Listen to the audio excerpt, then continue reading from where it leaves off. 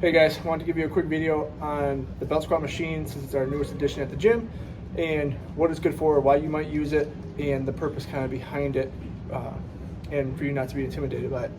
So the belt squat machine was designed for loading the lower body without spinal compression, so without putting a bar on your back, or if you have upper body injuries and holding a bar in the front or back rack, either is painful or not possible.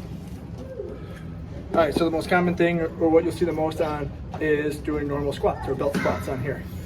When you put the belt on, place it around your hips, opposed to just solely on your lower back. Around your hips,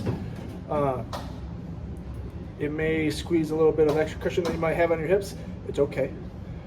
This belt is really wide and specifically made for this to disperse all that, rather than if you used a more narrow or rougher belt. All right.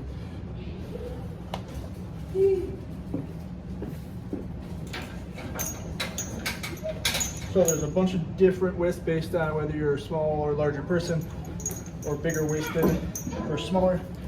The carabiner turns and opens. Clip it on. Just for safety, put your hands on upright. Get a good stance and stand.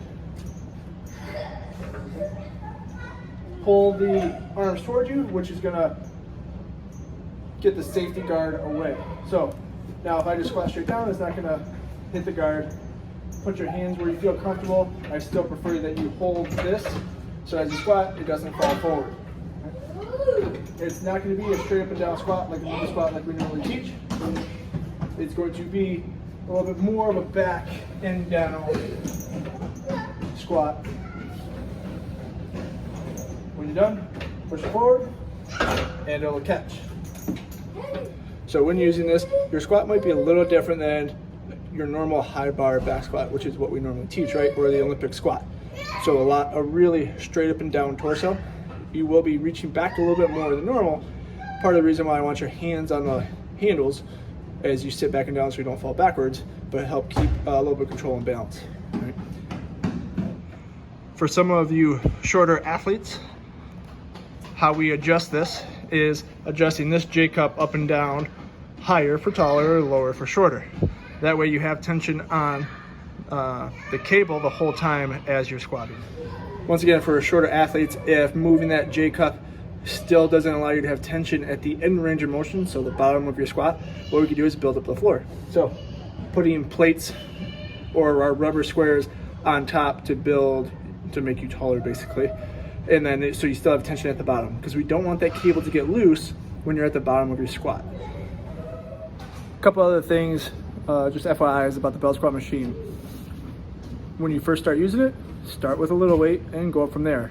Last thing I want is you to jump real heavy weight on and you're not used to it, and obviously something bad happens. So once you're used to it and you get acclimated to the movement and squatting with it, you should be able to do pretty close to your normal back squat weights. So if you could do, say, 275 for 10 reps, you should be able to do 275 on this for 10 reps, assuming you're squatting.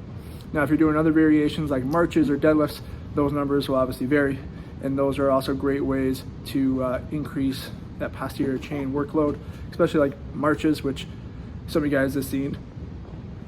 Some of you guys have seen us program for some athletes, the banded marches. It's a great way to add volume without killing the tendons or your lower back by constantly loading up a heavy barbell on your back. All right, this is a great addition.